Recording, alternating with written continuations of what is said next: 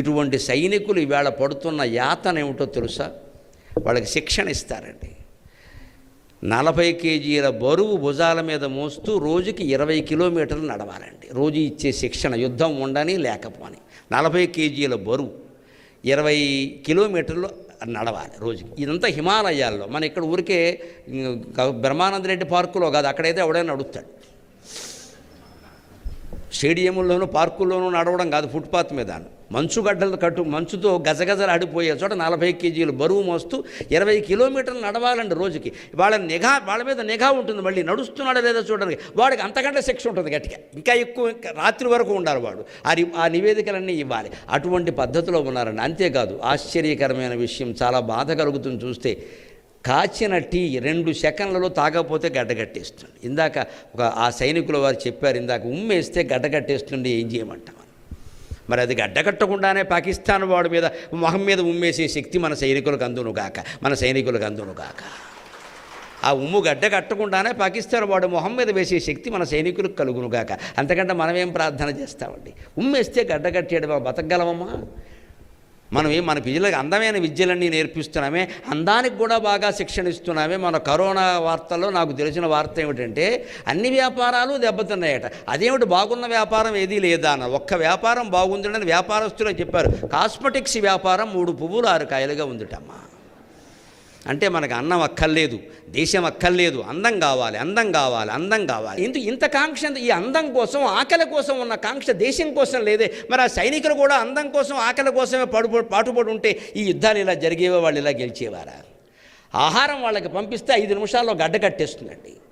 ఈ లోపే వాళ్ళు తినాలి. తినే అవకాశం లేకపోతే అంతే, అయిపోయినట్టే. వస్తే మళ్ళీ ఏదో తేవాలి, ఎప్పుడో రావాలి. ఒక్కోసారి పైనుంచి జార విడుస్తారు ఆహారాన్ని. ఆ ప్రాంతంలో అక్కడ వెళ్ళే అవకాశం లేదు. హెలికాప్టర్లో జార విడుస్తారు, అందుకోవాలి, తినాలి. ఒక్కసారి దీన సందర్భంలో ఎప్పుడైనా పులిహోర పొట్లు అందుకోవలసి వస్తేనే మనం బాధపడతామే. మరి రోజు అలాగే బతుకుతున్న వాళ్ళ పరిస్థితి ఏమిటి? ఈ కథలుగా గాథలుగా మన వాళ్ళకి చెప్పాలి ఖచ్చితంగా. అప్పుడు మన వాళ్ళు దేశం రుణం తీర్చుకునే విధంగా తయారవుతారు. అందుకోసం ప్రయత్నం చేద్దాం. ఇంకా 1-2 మాటలు చెప్పి 5-10 నిమిషాల్లో నేను సెలవు తీసుకుంటాను. ముఖ్యంగా పోరాటం చేస్తున్నటువంటి యోధులకి మనం ఎటువంటి మద్దతు తెలియజేయాలి అంటే, మీ వెనకాల మేము ఉన్నాం, మీతో పాటే పండుగలు జరుపుకుంటామని మనం చెప్పాలి. మన పిల్లలతో జరుపుకోవడం కంటే కుటుంబ సభ్యులతో జరుపుకుంటే, ఇక్కడ రిటైర్ అయ్యి రకరకాల వృత్తులతో ఉన్న సైనికులతో మీరు పండుగలు జరుపుకునే ప్రయత్నం చేయండి. మన ప్రధానమంత్రి మాన్యశ్రీ నరేంద్ర మోడీ ఆచరించి చేస్తున్నారు ఈ విషయాన్ని. చెబుతున్నారు, దీపావళి పండుగ ఏ పండగ వచ్చినా ఆయన ముందు సైనికుల దగ్గరికి వెళ్ళిపోతాడు. మంచుగడ్డల్లో కాపలా కాసే సైనికుల దగ్గరికి వెళ్ళి వాళ్ళతో పాటు వాళ్ళకి తీపి పంచిపెట్టి పంచిపెట్టిన తీపి తాను తిని, నేను మీకున్నాను తోడుగా. అది సైనికులకి ఒక ప్రాణం కాదండి, 5 ప్రాణాలు నిలబడుతుంది. ఆ నాయకత్వం ఇచ్చేటువంటి ధైర్యం. అంచేత మనం ఏ పండుగ జరుపుకున్నా మీ ఇంటికి ఒక పదవీ విరమణ చేసినటువంటి సైనికుణ్ణి అతిథిగా పిలిచి సత్కారం చేయండి.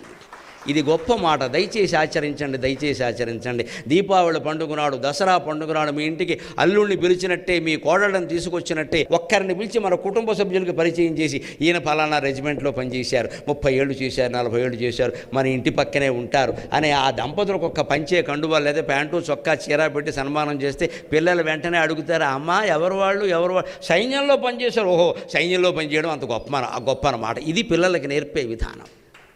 ప్రధానమంత్రి ఆచరించినటువంటి ధర్మాన్ని మనం దృష్టిలో పెట్టుకుని ఏ పండుగ జరుపుకున్నా మనకు దగ్గరలో ఉన్న సైనికుడిని పిలుద్దాం, పదవి విరమణ చేసిన వాడిని పిలుద్దాం, ఆయనతో కలిసి జరుపుకుందాం. సైన్యంలో ఉన్నవాడు ఏమైనా అవకాశం వచ్చి ఇంటికి వస్తే మరీ మంచిది, ఆయనకే చేద్దాం సన్మానం. అంటే ఆ ఉత్తేజంతో ఆయన ఎంత పని చేస్తారండి. ఇంకొక మాట ముఖ్యమైనది, జీవితాన్ని యుద్ధంతో పోలుస్తారు కాబట్టి ఒక్క మాట చెబుతాను నేను. యోగ వాసిష్టంలో ఓ చక్కని మాట చెబుతాడు, మన జీవితం కూడా యుద్ధమే అంటాడు భగవంతుడు. భగవద్గీతలో కూడా ఆ మాట అంటాడు, తస్మాత్ సర్వేషు కాలేషు మామనుస్మర యుధ్యచ మయ్యర్పిత మనోబుద్ధికి మామే వైష్యసి అసంశయ అంటాడు 8వ అధ్యాయంలో. అన్ని కాలాల్లోనూ నన్ను స్మరిస్తూ ఉండవయ్యా, నన్ను స్మరిస్తూ జీవితాన్ని గడిపిన వాడికి యుద్ధం వచ్చినా సరే నేను చూసుకుంటానయా విషయం అంటాడు ఆయన. అంత గొప్పది భగవద్భక్తి.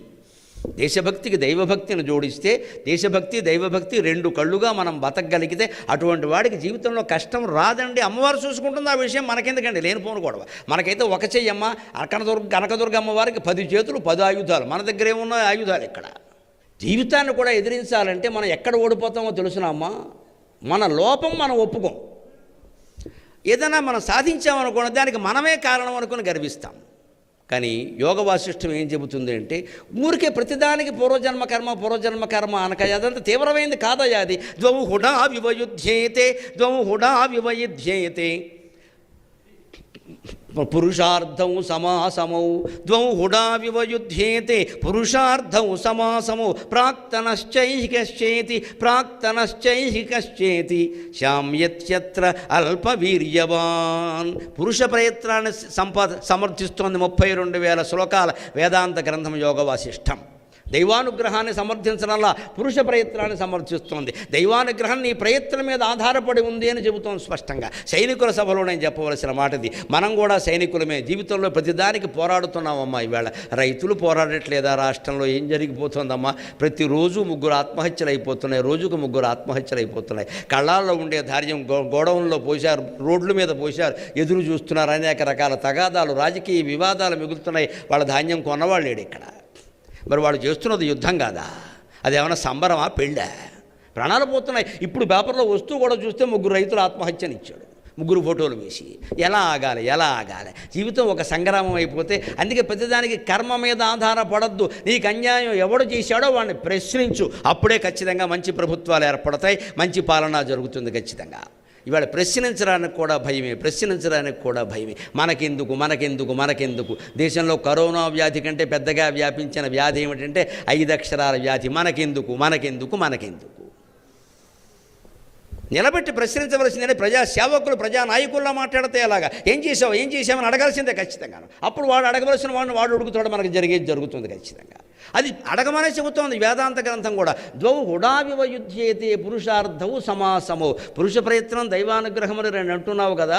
పూర్వజన్మ కర్మ, ఈ జన్మ కర్మ అంటున్నాం కదండి. ఈ జన్మ కర్మ మన ప్రయత్నం, దైవానుగ్రహం అంటే పూర్వజన్మ కర్మే కదా. దేవుడేం పనిగట్టుకుని అనుగ్రహించడం, మన కర్మఫలమే మనకిస్తాడు. అది పూర్వకర్మ, ఇది ప్రస్తుత కర్మ. ఈ రెండు ఎలా ఉంటాయట?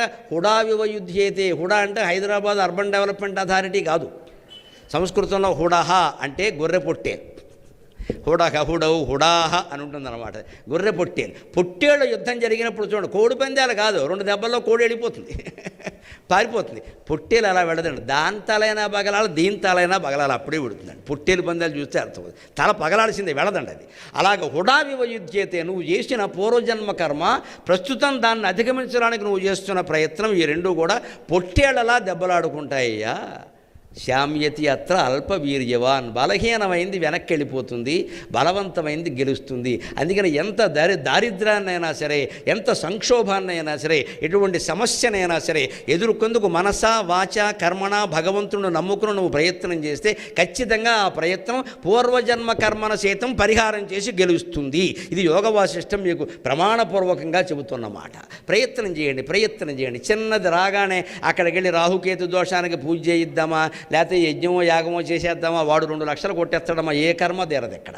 నవగ్రహాలకు అభిషేకం చేసేద్దామా, అసలు పెద్ద శనిగ్రహం మన మనస్సు, దానికి చేయాలి అభిషేకం. మన మనస్సును మించిన శనిగ్రహం ఏదీ లేదు ఇక్కడ. ఆ మనస్సుగానే శనిగ్రహానికి చేసే అభిషేకం ఏమిటంటే నమ శివాయ నమో నారాయణాయ శ్రీమాత్రే నమః. ఏదో ఒక భగవన్నామాన్ని నిరంతరం మన మనస్సుకు అలవాటు చేస్తే అన్ని రకాల శనిగ్రహ దోషాలు పోతాయన్న అనుమానం ఏమీ లేదు. అలాంటి ప్రయత్నంలో జీవితం అనే యుద్ధంలో కూడా మనం గెలిచే ప్రయత్నం చేద్దాం. చివరిగా ఒక్క మాట చెప్పి నేను సెలవు తీసుకుంటా. మన దేశం శాంతి కాముక దేశం, అనుమానం ఎలా. కానీ ఆ దేశ సిద్ధాంతం ఎలా ఉంటుంది రామాయణ కాలం నుంచి భారత కాలం నుంచి అంటే, నువ్వు యుద్ధం చెయ్యకు, యుద్ధానికి నువ్వు కారణం కూడా కావద్దు, శాంతి కోసం సర్వప్రయత్నాలు చెయ్యి. కానీ యుద్ధమే వస్తే మొదటి బాణం నువ్వే వెయ్యాలి. భగవద్గీత సహా రామాయణం సహా మనకి యుద్ధం మనం చెయ్యం. మీరు పరిశీలించండి భారతదేశ చరిత్రని, పురాణాలు, రాజులు అవన్నీ వేరేనమ్మా మనకి లెక్కలకి తేలవు. 75 సంవత్సరాల చరిత్రలో నెహ్రూ గారి నుంచి నరేంద్ర మోడీ వరకు ఏ పార్టీ అయినా ఉండనండి, ఏ ప్రధానమంత్రి అయినా ఉండనండి, 10 కిచిడీ పార్టీల తరఫున ప్రధానమంత్రి అయినా ఉండనండి, ఎవరైనా ఉండనండి, ఎప్పుడైనా ఇతర దేశం మీద కయ్యానికి కాలు దువ్వడం మీరు చూసి